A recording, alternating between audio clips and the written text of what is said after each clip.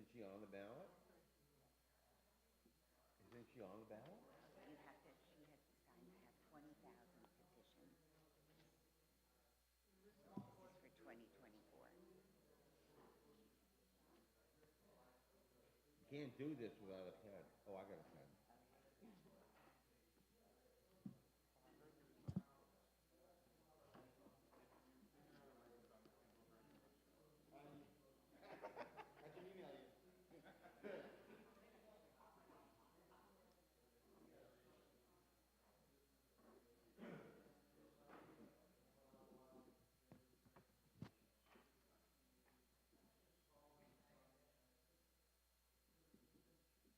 Anybody else need a nomination form?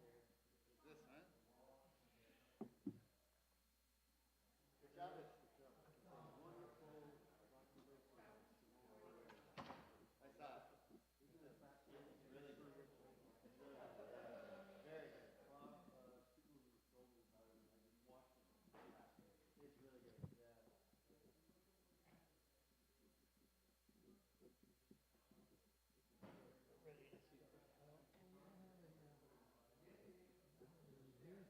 once I sign it, it goes down the bell.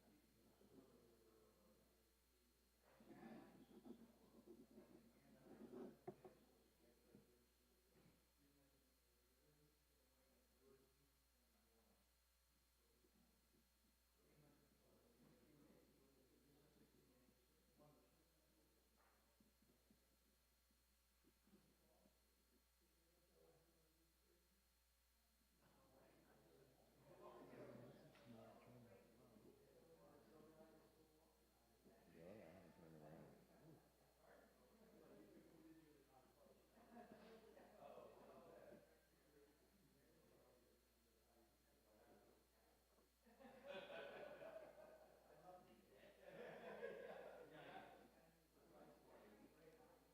Okay, Norman. Thank you so much. Appreciate it. My letter to the editor, you can read it later. Oh, so long. Yeah. I don't have time. Oh my God, this is bigger than the first chapter. She thought it was correct. I haven't, she hasn't given it to me to read, so I can't. What's that? We're coming to your thing. Oh, good. Good. Okay, Shabbat Shalom. Shabbat shalom. All right.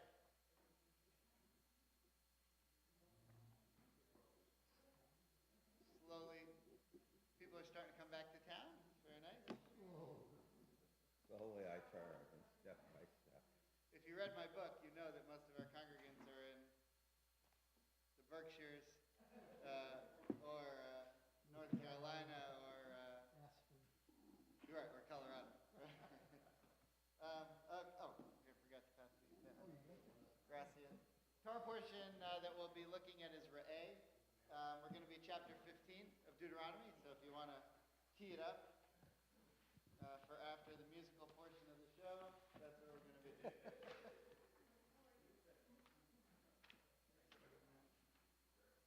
Okay. V'shamru b'nei Yisrael et ha-Shabbat la'asor et ha-Shabbat le'dorotam berit olam. V'shamru b'nei Yisrael et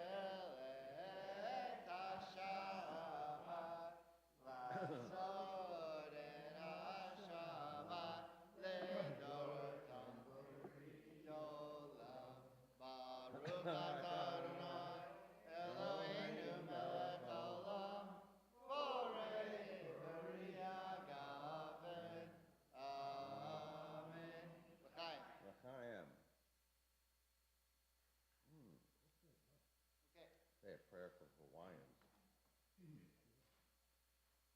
And the blessing for Torah Study. Baruch Baruch atah atah Eloheinu melech haolam, asher Kishana kishanu b'mitzvotav b'mitzvotav v'tzivanu v'tzivanu la'asot la'asot b'divrei. Amen. Okay, chapter 15 of Deuteronomy. Oh, yeah. Oh, yeah.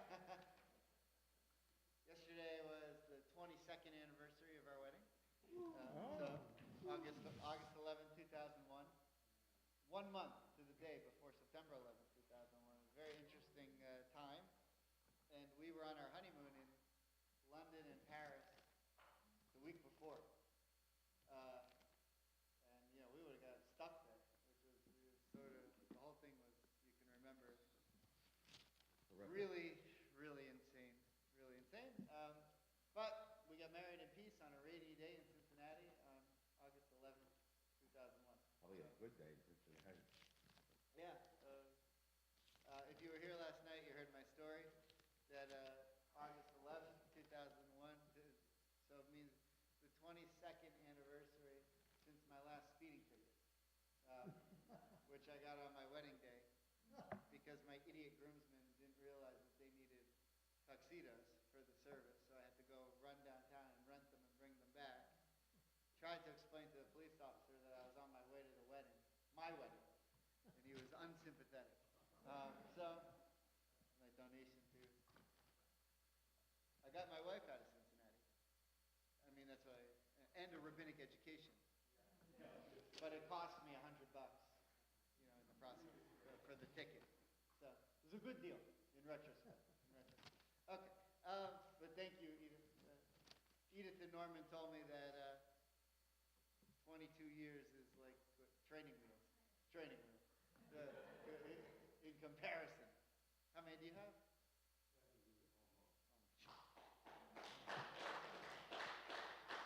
55. Anybody beat that? 71. Oh, you got 71 right here. In August, 71 in August. August what? Those aren't, August 3rd. those aren't training wheels. All the training wheels have flats now. 71 next August or this August? This August. Oh, because this August 3rd it came. Okay. All right. If you're waiting for the next one. Then, all right. 70, not bad. 71, not bad. Okay. There is, It's away from the side. there are a couple verses in chapter 15. And we really want to look at the first 11 or so verses of chapter 15. There are a couple of verses that are, to the untrained eye, completely contradictory. Makes absolutely no sense. And what we're dealing with here is tzedakah, right? And the obligation to deal with those who are needy in your community. Now, there is a Mishnah that teaches about how to give tzedakah. So, for example, you're supposed to give tzedakah to certain places first. So, for example, you're supposed to give to your local community before you give to the national community. You're supposed to give to, so, you know, let's say, say you live in Israel, and you're really impressed with what they're doing at Hadassah Hospital. So you want to make a big donation to Hadassah Hospital. Well, you live in Beersheba, and there's a hospital in Beersheba, you don't support that. That's the one you go to if you're sick. If there's an emergency, that's where they're going to rush. But you don't use them. But you're very taken with what they're doing at Hadassah Hospital. So is it a sin to give money to Hadassah Hospital? Of course not. But in theory, it's better to support your local community and then go with whatever's left and support Hadassah Hospital. Okay. If anyone here is on my mom's also a lifetime president of Hadassah. Don't send me an email. I support Hadassah. Just an example. But you know, sometimes someone will, you know, they'll die and they'll have their will. And their whole life they were, you know, in this shul. And then they die and they leave nothing to the shul, but they give all this money to all these other Jewish causes. And you know, you're not supposed to do that. Because you're required to support the community in which you live. Right? Now, are you still encouraged to give tzedakah beyond your community? Of course, we all do. But there is a requirement to take care of the community in which you live. So, I'll be in my office. No, I'm just kidding. That was the other. Rabbi Bunbury. I'll be in my office. Hi, how are you? I don't do that. We've been waiting for you. I set up a Zoom appointment. I don't do that. All right. All right. So, what this section of Torah is about is the needy in your community. Now, you have to remember, when you're talking about Torah times, there was no non-Jewish community in Jerusalem. Right? There was the Jews. And everyone else who they would pass by or walk by were other nations. And sometimes you would do business with other nations. Sometimes you needed to pass through their territory. And you would send your emissary to meet their emissary and say, we're going to pass through your territory, and we're going to give you 6 cattle and 3 necklaces and, whatever, and you're going to let us go. Or you're not, and we're going to have to talk about that. And maybe, our God's going to attack you, or something like that. So if you're dealing with the needy at this time, and by the way, when the Jews now, Moses is talking, we talked about this a couple weeks ago, when Moses is talking to the Jews on the eastern side of the Jordan River, and he's preparing them to go into the land of Israel. He said, when you get there, there's going to be other people there. But you're not allowed to interact with them because they worship idols, and they're going to try to bring you to worship idols. And by the way, that's what happened. That's why the first temple got destroyed. But you're not supposed to do that. You're supposed to stay contained in your own community. Now, can you have business dealings with them? Well, okay, so fine. But your commandment with regard to tzedakah is for you guys, is for the Jews. So it sounds like, when you put it in that perspective, it means one thing. But what it sounds like when you read it is, Jews for all time only need to care about Jews and not about non-Jews. Mm-hmm. That's what it sounds like. But it was a much different infrastructure, scenario, types of communities back then. Right? It wasn't like you lived with these non-Jews and you go to the same hospitals as they do. And you go to the same theaters and celebrate the arts and have interfaith communities and stuff like today we have that stuff. And pretty much anywhere you go in town where there's a list of people who make donations, there's Jews. Most of them are from here. Whenever I go to the hospital, which is pretty much every week, you go to Baptist or South Miami, each room is donated by someone. It's like every room that's donated is a member of Beth Am. I mean, every single one. So, we as Jews, we understand philanthropy better than anybody. Ask Larry David, right? He's anonymous, or he's not anonymous. Ted Danson was anonymous, but you see that episode? Yeah. All right, whatever. It was very funny. By the way, if you watch Curb Your Enthusiasm, it will help you with this class. It will help, the humor. Okay,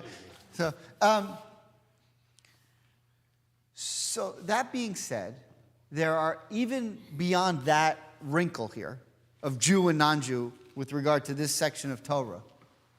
There's another part just within the Jewish community that makes no sense. So let's take a look at it. It's very interesting, and I think we can learn a lot, or I think we can learn a very nice point if we can figure this out. So, Norman, we're at chapter 15 of Deuteronomy, verse 1. Everyone should have the sheet if you're at home. Shabbat shalom to everyone at home. The worksheet is where it always is, tbam.org/worksheet. Okay, here we go, chapter 15, Deuteronomy, verse 1. Every 7th year you shall practice remission of debts. This shall be the nature of the remission. All creditors shall remit the due that they claim from their fellow Israelites. They shall not dun their fellow Israelites or kin, for the remission proclaimed is of the eternal. You may dun the foreigner, but you must remit whatever is due you from your kin. There shall be no needy among you, since the eternal your God will bless you in the land that the eternal your God is giving you as a hereditary portion. If only you heed the eternal your God and take care to keep all this instruction that I enjoin you upon this day. For the eternal your God will bless you as promised. You will extend loans to many nations, but require none yourself. You will dominate many nations, but they will not dominate you. Okay, so let's just go to can you read verse 4 one more time? There shall be no needy among you. Okay, that's it. There will be no needy among you. So that's what the Torah tells us. If you do this right, there won't be any poor people amongst the Jewish community. Now, remember, we talked about this last time. There are no poor in the wilderness. Why? Because the food's free. The manna rains down from heaven, food's free, and housing is free. Because God had the sukkahs, or the clouds that covered them, and they all had their tents. So food and shelter are free, and otherwise everyone got the same amount of money when they left Egypt, and okay. But once you get to the land of Israel, food is not free, and housing is not free.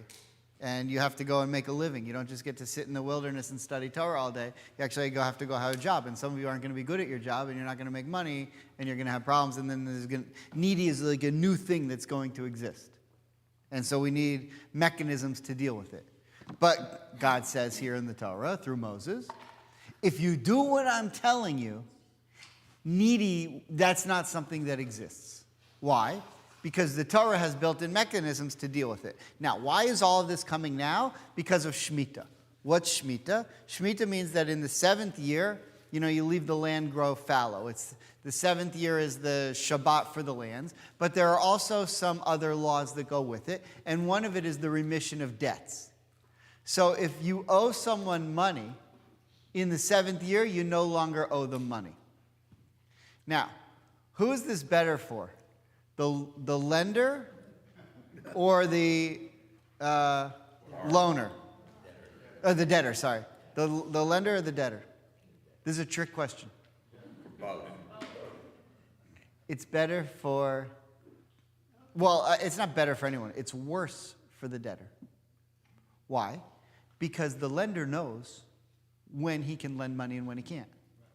So if it gets to the 6th year and it's only the 7th year, he's going to say, I'm just not lending money this year. The debtor doesn't have that luxury because he doesn't have any money. Does it run from the 7 years from the loan?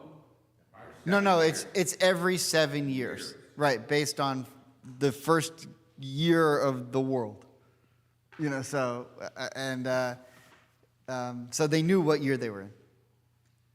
So, the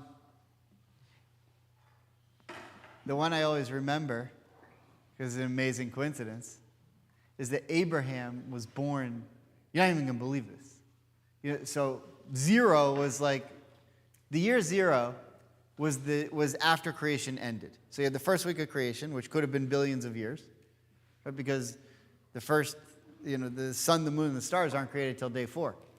So you have to ask yourself, how long were day 1, 2, and 3 if there's no sun, moon, and stars? Right, which is great with the 7th graders. Because how long was day 1, day 2, day 3 is 24 hours. Why? Because of the sun. The sun was created on day 4. Oh. So all of the reasons why they're a smart aleck and they don't have to believe in the Torah, at that moment, drain from their body. And they say, oh. Maybe some of this does make. It's one of the great. I'd get to do it every year at the beginning of 7th grade. Okay, so once creation's over, you have the first Shabbat. We start counting the first.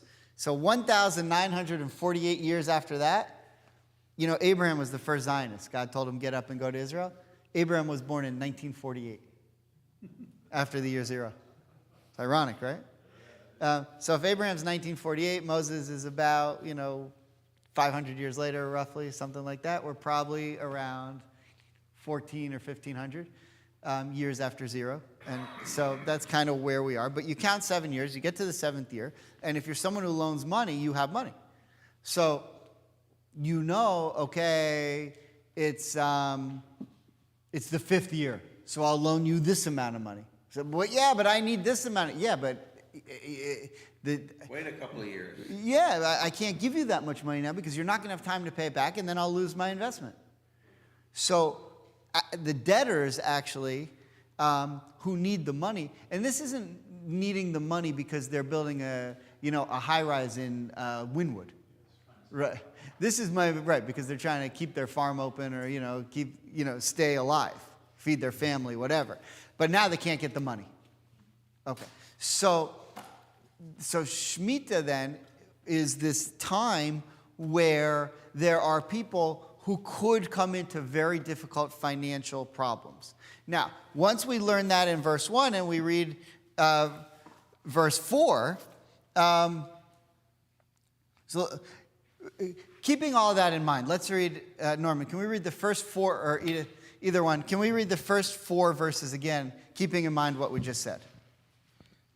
Every 7th year you shall practice remission of debts. Okay, so the Torah says here in verse 1, you're going to have this remission of debts. Now, because of that, that's going to lead to financial problems for some, so let's talk about it. And then the Torah gets into verse 2. This shall be the nature of the remission. All creditors shall remit the due that they claim from their fellow Israelites. They shall not dun their fellow Israelites or kin, for the remission proclaimed is of the eternal. Okay, I would just point out, though, that in the Hebrew, the word says, Lo yigosh et re'ehu ve'et achiv. You shall not oppress your fellow or your brother. It never doesn't say Israelite there. What that translation actually correctly interprets, although it's an interpretation, because it doesn't say that. It says, you shall not oppress your fellow or your brother. Nowhere does it say Jew, Israelite, anywhere you can look at it. But what Plow interprets there and incorporates into his translation is that brother or fellow means Jew. Doesn't say Jew, it just says brother or fellow. But it means Jew. Okay? Everyone have that? In Plout, it just says creditor. Oh, I don't know. His translation, he read Israelite. I don't know. That's the difference. It doesn't say Jew. It doesn't refer to Jewish. I'm reading from Plout. Oh. Yeah. Remember to use the mic when you're speaking. Okay, let's keep going. You may dun the foreigner, but you must remit whatever is due you from your kin. There shall be no needy among you, since the eternal your God will bless you in the land that the eternal your God is giving you as a hereditary portion. If only you heed the eternal your God and take Okay, so good enough. So what we said is there's going to be the Shemitah year that's going to create a financial problem. This is going to be difficult. Verse 4, there won't be any needy among you. Right. So what do we do when we don't understand the verse? You argue. Go to Rashi. Go to Rashi. Oh, I thought that was an easy one. That was like a softball. All right. Edith, would you mind reading the first source on the page? Rashi on Deuteronomy 15:1. At the end of 7 years, thou shalt make a remission. One might think that this means 7 years after each individual loan. Right, someone asked that, right? Was that Bobby? Right. So Rashi's clearing up the rule. Scripture, however, states, take heed unto thyself, lest there be in thy heart a word of worthlessness, saying, the 7th year approacheth, and thine eye be evil against thy brother, and thou givest him naught. Now, if you say that the 7 years spoken of here means 7 years after each individual loan, for example, after the granting of the loan to each individual person, how can one say at the time that the request for the loan is being made, it is the 7th year is coming, the 7th year is coming? Consequently, you must learn from this that Scripture means 7 years according to the reckoning of the Shemitah period. Okay, so we already explained that. But Rashi, Rashi's pointing out in the first source here that there is a cycle. And actually, last year was Shemitah.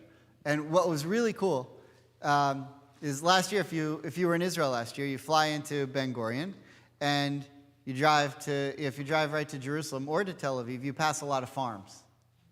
And there are signs everywhere along these farms that say, Kan Shomrim Shemitah. Here we're observing Shemitah, because it was the Shemitah year. They were letting their lands grow fallow. Okay, and so if you've never been to Israel before, but you studied Torah, and you fly into Israel, and the first thing you see is, in this land, the Torah is alive. They're actually doing Shemitah, and they still observe it, which is it's really neat to see those signs. Yeah, use the mic. Come on.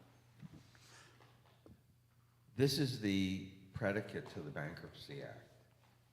Oh yeah. Bankruptcy code discharges the debt every 7 years. It is a creation of the Saint Queen Anne, the Act of Queen Anne in the 1500s, which was the Rashi interpretation of the remission is really the forgiveness of indebtedness. Wow. Yeah. And every 7 years, you can file your bankruptcy if you haven't gotten any better. Wow. Queen Anne was a Torah scholar. Huh? Queen Anne was a Torah scholar. Yeah, maybe not. Right. But she obviously believed that Hashem will provide if they did Yeah. not. And my grandmother had a sister named Anne. So somewhere in there, the truth lies. I think it was a time when Jews were banished from England. Yeah, right. Most likely. Okay, so now we pointed out that Shemitah says you're going to develop some sort of economic problems, but verse 4 comes and says, what are you talking about? There's not going to be any needy. So what does Rashi say on verse 4? Judy, would you mind the next source on the sheet? Howbeit there shall be no needy among you. But further on, it states, for the needy shall never cease out of the land. But the explanation is, when you do the will of the omnipresent, the needy will be amongst the others and not amongst you. If, however, you do not the will of the omnipresent, the needy will be amongst you. Okay, so actually I want to look at the second part of that Rashi later. But the first part, what is the Torah saying here? Now, Rashi's quoting, this isn't his words, he's quoting the Midrash. He's quoting the Sifrei. But what is he saying? What does it mean when he says, when you do the will of God, the needy will be amongst the others and not amongst you? Nancy, do you have a microphone? No. Yeah.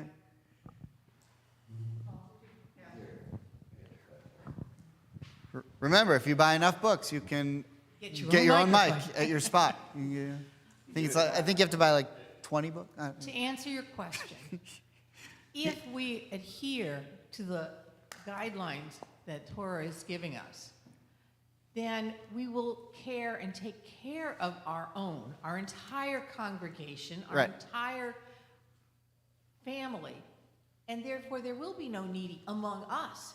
However, there are always needy, but those that are in need will be of the other communities around us. Right. But it requires that everyone participate in the... So let's say there's a debtor who needs to get a loan. But he can't get a loan because it's Shemitah. So now he can't feed his family. So what should happen?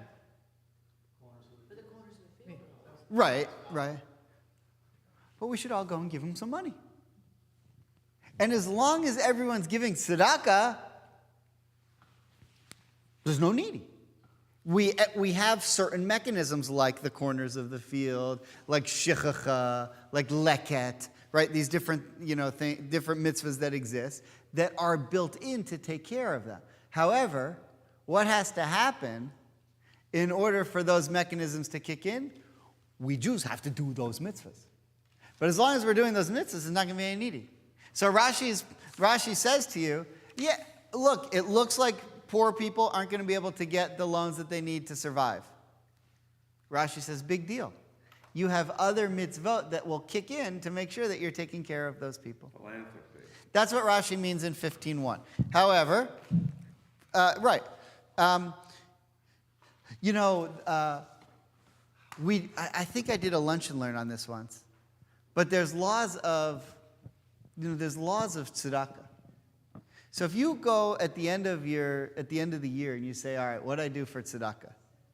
I gave to the Racket Club Society of Yacht Owners of Coral Gables, whatever.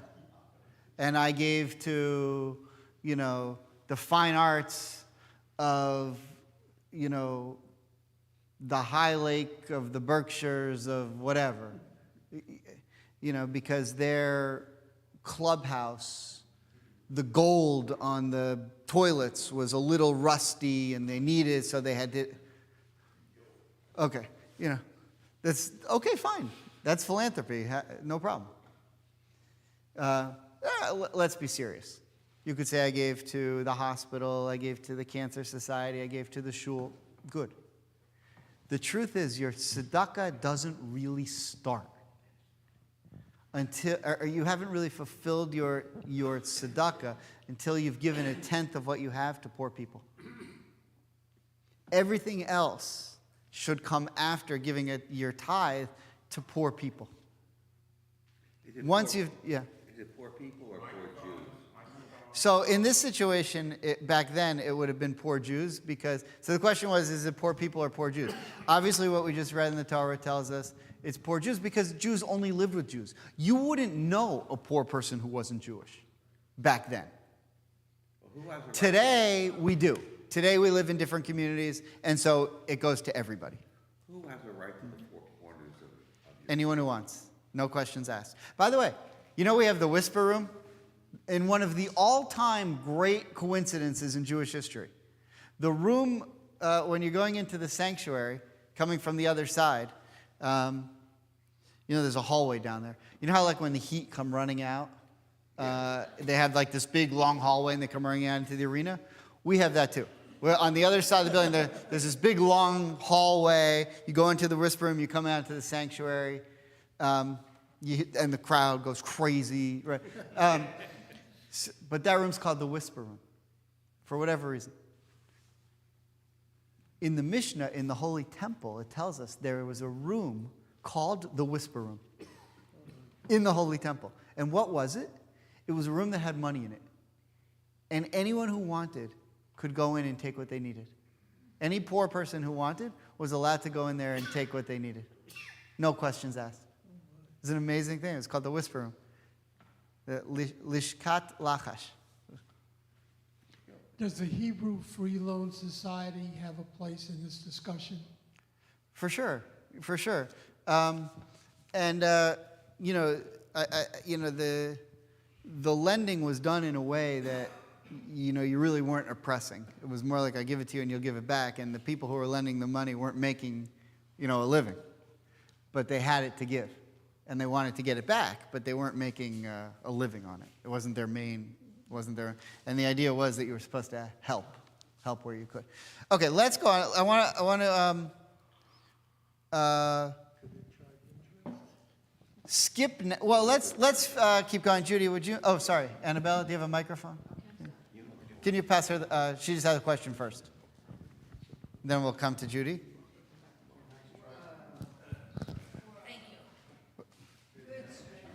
So my question is, I live in Miami, so technically Miami is my community. However, Israel is also my community. So should my tzedakah go to Israel, to Miami, or to both? And how would that be divided? So it doesn't matter. Once you've given your 10% to poor people, then you can do it. Then your tzedakah discretion is up to you.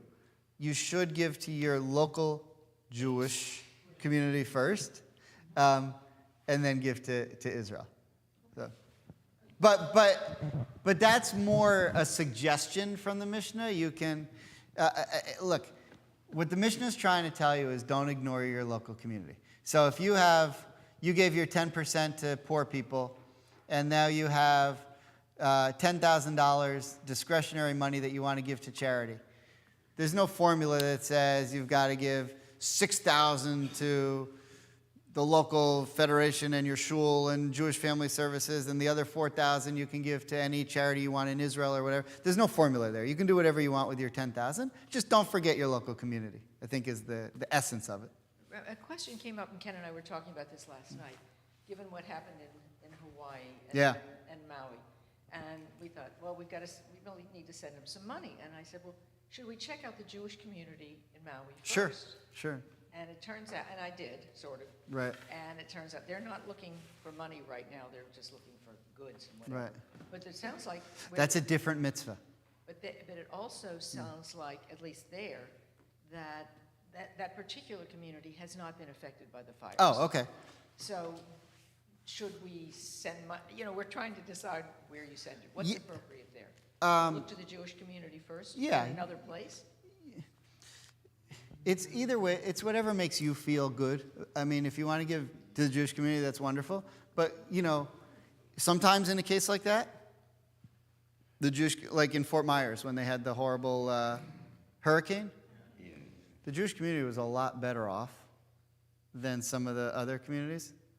And the Jewish community was, most of them were doing just fine. And because they had insurance and they didn't lose their houses. And there were other poor areas that were right on the water where people lost everything and had no insurance, and so they needed the money more. But that's a different mitzvah. That's lo ta'amod al dam re'echa. Don't stand idly by while someone else is bleeding. So you're responding in a tragedy like that, you're responding to a different mitzvah. We have that mitzvah. You have to do that too, but it's a different mitzvah, as opposed to your obligations, what you're required to do with regard to tzedakah. By the way, speaking about Maui, I noticed today, this is serious, I noticed that, believe it or not, You've been married to him for a long time. You know what's coming. So Jeff Bezos has pledged $100 million for Hawaii. Right. And I was wondering if Beth Am was going to match that. Well, per scale, yes. I gave a nickel, so it's about the same. It's about the same. Well, listen, probably not, but we are really struggling with our Jewish sister school in Odessa. And we're really trying to raise money for them because they're scattered around Romania now, and it's a horrible situation. So if you want to do that mitzvah, let me know and I'll tell you. But all right, anyway, we'll do more fundraising after Shabbat. I want to go now to, we read through verse 4, and I want to get through verse 11. But keep in mind, when we get to verse 11, listen closely. When we get to verse 11, keep in mind what we read in verse 4. What we read in verse 4 is, there's not going to be any needy. Just keep that in mind. There's not going to be any needy. You're not going to believe what verse 11 says. Okay, so let's pick up at verse 5 and try to get to 11. Ken or Judy, either. If only you heed the Lord your God and take care to keep all this instruction that I enjoin upon you this day. For the Lord your God will bless you as he has promised you. You will extend loans to many nations, but require none yourself. You will dominate many nations, but they will not dominate you. If, however, there is a needy person among you, one of your kinsmen in any of your settlements in the land that the Lord your God is giving you, do not harden your heart and shut your hand against your needy kinsman. Okay, now the last word in verse 8, there are two different words for poor people here. One is oni. You should know it from the Passover Seder. When we say this is the bread of affliction, lechem oni, right? But there's another word here. Now, this other word you know from Purim. One of the mitzvahs on Purim is called matan le'evyonim. Matan le'evyonim. You're supposed to give gifts to the poor on Purim. That's one of the 4 mitzvahs of Purim. Evyon is another word for poor. Okay? Now, if you look at verse 8, verse 7. The last word in verse 7 is ha'evyon, the poor people. Okay? Now, if you look at Rashi, in the second part of 15:4, Rashi explains what that term means. So what I'm pointing out to you here is the Torah is now giving us a different term for poor. And what I want to figure out is there are two different words in Hebrew that mean poor, but what's the difference between the two words? And so what I really want to find out now is when the Torah says evyon, which we know from Purim, maton le'evyonim, evyonim is plural of evyon. What does that word mean? Rashi tells us. So I'll just read it. If you see the second paragraph of the Rashi on 15:4, Evyon denotes a person who is more destitute than an oni. Evyon is a even more crushing kind of poverty. Okay? The term evyon, from the root aveh, to long for, to desire, denotes one who longs for everything because he lacks everything. Okay, and by the way, that's not Rashi. That's Rashi lifting that from the Midrash, from Leviticus Rabbah. So when we're getting to the poor person in verse 7, it's not the person who needs a loan to put an addition on his home. Right? This is someone who's got literally nothing and is so crushingly poor that he longs for literally everything. Okay? So that kind of poor you cannot allow to exist. Okay. Ken, back to verse 8. Let's see, 8. Rather, you must open your hand and lend him sufficient for whatever he needs. Beware lest you harbor the base thought, the seventh year, the year of remission is approaching. Okay, so do you see what just happened? Do you see what just happened? We said, listen, there's poor people. You have to go and give them what they need. What don't you understand? But I lent this guy money, and now, or he wants me to lend him money, and Shemitah's coming, and I know he's poor, but I'm going to give him money that I may never see back. And the Torah is saying, what? How could that even enter your mind to think that? Right? What is... look at 9. Ken, can you read 9 one more time? Yeah. Beware lest you harbor the base thought, the seventh year, the year of remission, is approaching, so that you are mean to your needy kinsman and give him nothing. He will cry out to the Lord against you, and you will incur guilt. Right, like, how could that even enter your mind? That you wouldn't give tzedakah because you might not see it back. That's what you think tzedakah is? And the Torah is telling that. Don't let that happen to you. Okay, verse 10. Give to him readily and have no regrets when you do so, for in return the Lord your God will bless you in all your efforts and in all your undertakings, for there will never cease to be needy ones in your land. Okay, and that's it right there. Let's, Judy, would you go back to verse 4? And then, so Judy, you're going to read verse 4, and then Ken, you're going to read verse 11 right after it. Listen to the difference between verse 4 and verse 11. Here we go. There shall be no needy among you. Okay. There shall be no needy among you. Verse 11. However, for there will never cease to be needy ones in your land. What? Do you see that? Verse 4, no needy. Ever. Verse 11, they're always going to be there. Yeah, but in verse 4, it says, there shall be. You can use the mic. There's one behind you. Verse 4 says, there shall be no needy. That could be taken as a hortative sentence rather than an indicative. I don't want there to be any needy in the land. You shall. Well, yeah, I mean, here's how I translate the Hebrew. Ephes.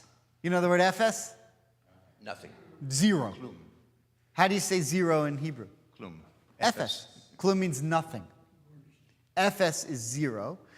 Ephes, ki lo yihye becha. Zero, ki lo yihye becha, will there be among you. That's the literal translation of the Hebrew. 2 questions, and then let's move on because we're running out of time. We have a lot more to get to. But Erica, do you have a mic? Can we pass the mic back to Erica? It's coming. What it says here in 4, it says, there shall be no needy among you, since the Lord your God will bless you with land. And then it says that there's always going to be needy, and it's asking for action from the community. So that can be maybe understood as, you will have enough, because I am going to give you enough. But if you are greedy and you keep it to yourself, and Right. you don't look at your neighbor, then there's going to be needy. Okay. Because you are not Yeah. helping. Very nice. Very nice. Let me just run through this real quick because we're running out of time. We have a lot more to get to. So look what Nachmanides says, the Ramban. At the bottom of the page, 1511. The correct interpretation is that he says that it is impossible for the poor to cease so that none should ever exist. He, Moses, mentioned this because having assured them that there would be no needy if they observe all the commandments, he said, but I know, and here's kind of what Erica was just saying, but I know that not all generations forever will observe all the commandments, in which case there will be no need to charge you concerning the poor, for perhaps at some time there will exist poor, and I so command you about him if he will be found. Which means to say, there will be some generations where you don't need this mitzvah because you get it. And there won't be any needy. And because there won't be any needy, because you would never let anyone descend to that point where they are evyon, where they lack for everything, I don't need to warn you about this commandment. However, there will be some generations amongst Jews throughout time who aren't generous, who don't take care of people, and you need this mitzvah because you might do that. Okay, so that's kind of the difference we see before 4 and 11. But I want to show you something that happened about maybe 1,500 years after the Torah was written. There was a rabbi who wasn't a rabbi. He was a rabbi, but the term rabbi didn't exist yet. And he came up with an idea. And because he came up with some ideas, they named buildings after him on college campuses. I was trying to think of some funny, Jewish philanthropist that has a building on every campus, but I couldn't think of one. All right, Hillel.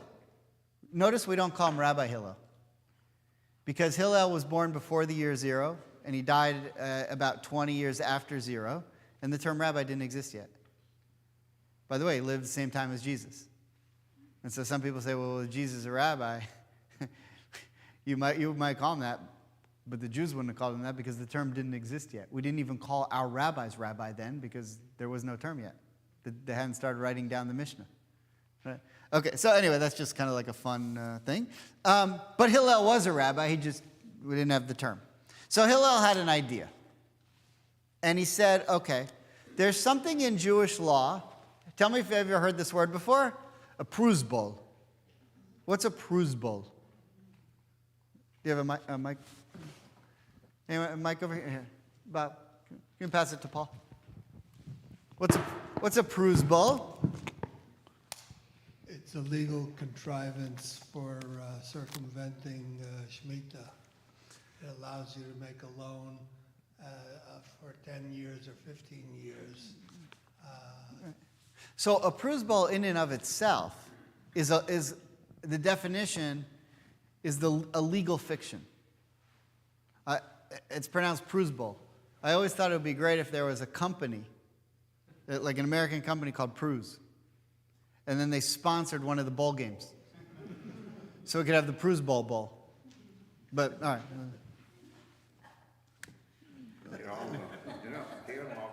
No, it's not for everyone. Humor is not for everyone. So you can create a legal fiction. A Pruz Bowl definition is a legal fiction. But it's something that you can do to find a loophole to make something work. And Hillel came up with a Pruz Bowl to get rid of this problem. And it's explained in the Mishnah and in the Talmud. So I brought the sources. If you look on the back of the sheet, there's a tractate of the Mishnah called Shavi'it. Shavi'it means the seventh, right? Because the seventh year, what we're talking about, Shemitah. So look what he says here. This is from chapter 10. Chapter 10 happens to be this is like the end of the Shavi'it volume in the Mishnah. A loan secured by a pruzbal is not canceled. This was one of the things enacted by who? Hillel, the elder. For when he observed people refraining from lending to one another, and thus transgressing what is written in the Torah, beware lest you harbor the base thought, the seventh year, the year of remission, is approaching, so that you are mean to your needy kinsman and give him nothing. Hillel enacted a pruzbal. So what Hillel noticed was the very thing that the Torah warned you not to do, people were doing it. People were saying, I know the Torah said don't lend money before the seventh year. You're supposed to help the needy, but hey, let the other people do it. I'm not losing my investments. So Hillel enacted a pruzbal. Okay, so what did he do? So this is what he did. He came up with a solution to the problem. And it's a brilliant solution.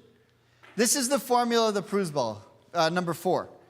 I turn over to you so-and-so judges of such and such a place, that any debt that I may have outstanding, I shall collect it whenever I desire, and the judges sign below or the witnesses. So here's what he did. He transferred the debt, like the shtar, the document, and gave ownership of the document to the court. Because things that are owed to the court are not included in remission. They still live. And because they still live, they wrote a document that said, this person owes me 3 years worth or whatever. After the year of remission is over, after Shemitah year is over, that person will pay the money that it owes me to the court. The court will then transfer that money to me. That's a legal loophole called a pruzbal. And in this way, what he was able to do was make sure that people would always be able to get loans. However, this didn't happen until Hillel came around and said, we've got a problem. And no one's really dealing with it, but I'm a smart guy. I got a solution. Here's my solution. This is what he came up with. So if you look at number 9, it just says, one who repays his debts after the 7th year, the sages are pleased with him. One who borrows from a convert whose sons had converted with him, the debt needs to be repaid to his sons. But if he returns it to the sages, the sages are pleased with him.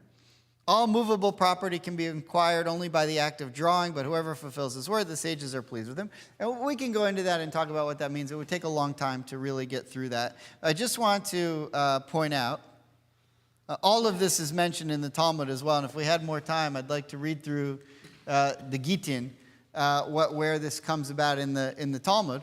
But instead of doing that right now, I mean, you can read it on your own. I just want to conclude with an idea, with a point. So, when Moses through God says, there's not going to be any needy among you. And Rashi then tells us what that means is, if you follow all of the mechanisms that the Torah offers, there never would be any needy among you. Later on, we get to verse 11 and we say, yeah, but the human mind isn't always working in tune with all the mechanisms of the Torah, and we might then start to think, oh my gosh, I might not get my money back, so I'm not going to loan it, and now there are going to be needy people. You see the difference? Clear so far? Okay. So, what we learned from this, I think, is this. The Torah is an ideal. It's perfect. Humanity is not. And when God maybe originally had the idea of the Torah and the Jews accepting the Torah, the belief was that the Jews, or maybe even when Adam and Eve were created, that the rules of play that God set up for the universe, humanity would instinctively and automatically just follow. if we saw a needy like, you know, if you put your hand on something that's really hot and it burns, you pull it away right away? That God thought that every time we'd see a mitzvah in front of us, we would do it with the same instinct. There's a needy person, here's my wallet, boom. That would always just happen, and that humanity and Torah would be one and the same in how they thought. And as time went on, and humanity, you know, that humanity is not ideal, as God learned with Adam and Eve, we started drifting and drifting away from the Torah. And what the rabbis try to do is bring them back. Yeah. So Hillel says, all right, I see that one of the things the Torah suggests is if you do drift away from my Torah, you're going to get away from supporting the needy, and this is going to happen because you're more worried about yourself. So Hillel says, in order to get you to here, I have to do something over here that helps you. You see what I'm saying? In order to get you back to Torah ideal, I have to create a new mechanism that will help you do that. And I think ever since the Jewish people got the Torah, we have not been reacting to the Torah. I mean, Judaism looks a lot different today, right, than it did 3,500 years ago. I mean, Moses wouldn't have even known what a yarmulke was. They didn't have them. They're a much later addition. He would come to me and say, why are you wearing that? Only the high priest is supposed to. You think you're the high priest? You're not supposed to be wearing that. There's one yarmulke in the Torah. It's for the high priest, my brother. Take that thing off. And I'd say, yeah, but my hair, it's falling. Yeah, all right. So, thank you.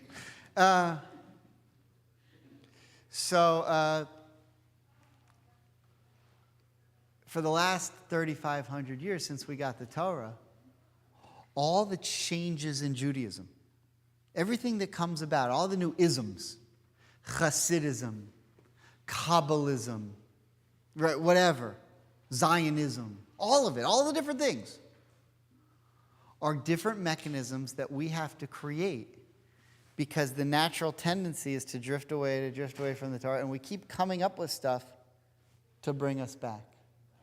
I mean, even Reform Judaism. Reform Judaism said, listen, these people don't view the Torah that way anymore. And if you keep expecting them to view the Torah that way anymore, they're going to drift and drift and drift. So we have Reform Judaism to bring them back to Torah. And so everything that we've done, or let me say it this way. The Torah hasn't changed one letter in 3,500 years. What's changed? Jews. And the reason that we keep changing is because we're not perfect. The Torah is perfect. We're not. And we keep drifting and drifting away from it. And so just like Hillel came up with the Pruz Bowl for his time and his deal and his issue, we have new issues that lead us to think, I don't want to do that mitzvah. We have new issues that make us think, I don't need to do this. It's not for me. And so we have to come up with new ways to keep bringing ourselves back. And that's why Judaism continues to evolve. And I think from this one idea of Hillel, trying to deal with this contradiction between verse 4 and verse 11, we saw that the way that we are changing Judaism today in our day, that when us rabbis sit upstairs in the office and try to come up with new ways to bring you here and new things to do to connect you, we're not doing anything different than what Hillel did when he said, I see you're drifting away. I've got to figure a way to bring you back to Torah. And that's what we learn here. Okay, Shabbat Shalom.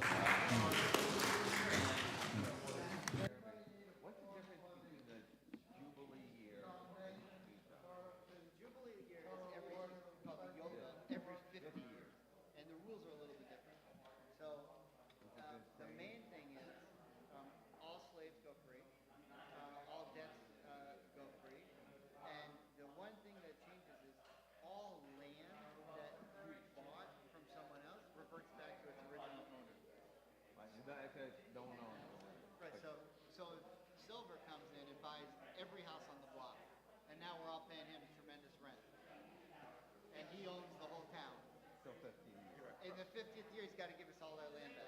And that was a protection to make sure that nobody had too much power.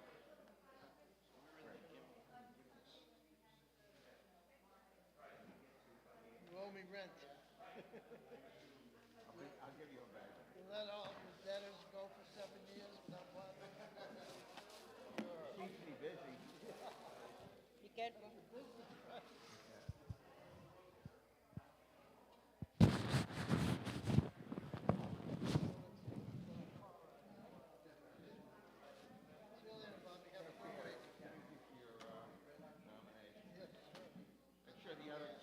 Make sure the other nominations are ripped up. We'll close the nomination.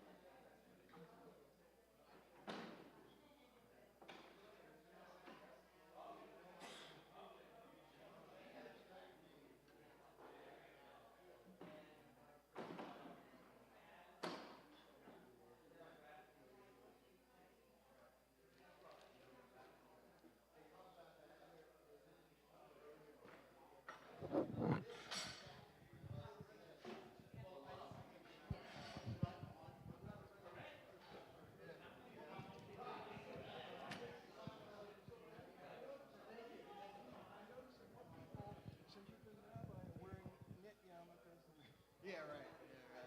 Hey, good Shabbos. Good to see you. Yeah. Paul, this is Rabbi Kogan.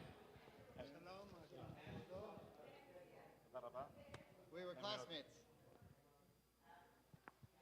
Now he's also a doctor, so he's working for Baptist in medical ethics. He's their man. And he's a certified moil. He's many mitzvahs in this guy.